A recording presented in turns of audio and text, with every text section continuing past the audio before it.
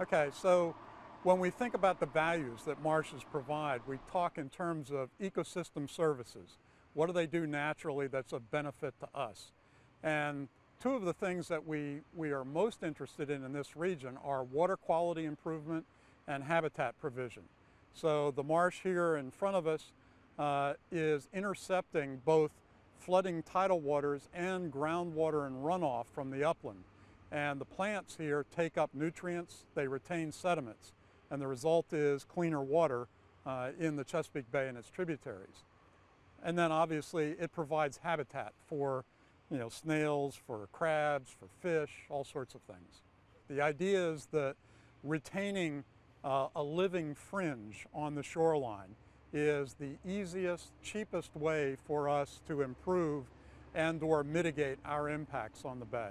In this region, a healthy marsh would be one that has the grass here on the edge is salt marsh cordgrass. And so typically we like to see it nice and dense, nice and green, and standing about 2 to 3 feet tall.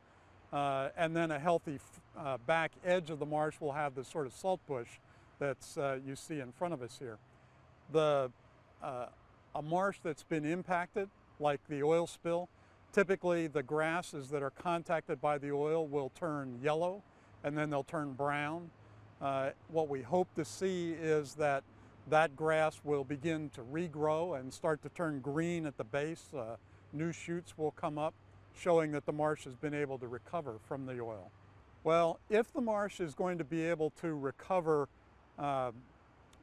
reasonably rapidly, we would have the first indication at the end of this summer.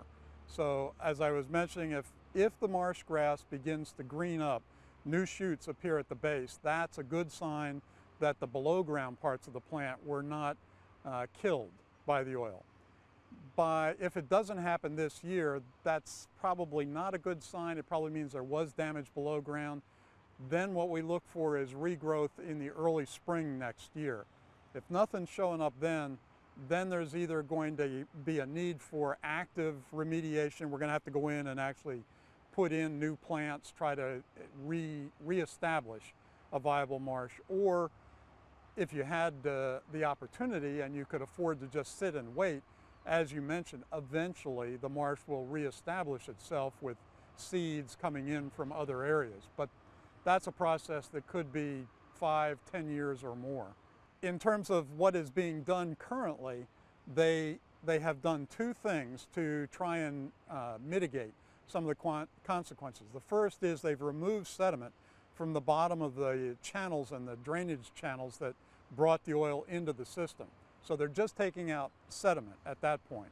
They haven't touched the marsh, and that's the recommendation at this point, that you do more damage trying to remove oil from a marsh than you do just leaving it alone and letting nature take its course. And so they have set up a monitoring program that will be looking at the marsh visually, taking photographic records every 3, 6, and 12 months out. They put in groundwater wells to monitor the movement of oil subsurface through groundwater plumes. And depending on what they find there, they'll have a better idea what sorts of actions need to be taken next. But all that's going to take probably 6 to 12 months before they really know what needs to be done, if anything. One of the interesting things in all of this, it's one of those environmental impacts where you can't really fix it once it's happened. And what that does is remind us of the need to be extra vigilant to prevent these sorts of events. And I believe that's sort of the lesson the Navy's taken away from this. They're reviewing all of their protocols, but this is true for almost all types of oil discharges, really minor ones. There's an active Clean Marina program that is looking at trying to help marinas design themselves and operate in a way that prevents small, continual discharges of gas, oil from cleaning boats, refueling boats, etc. Same thing for gas stations and other petroleum handling facilities in the area.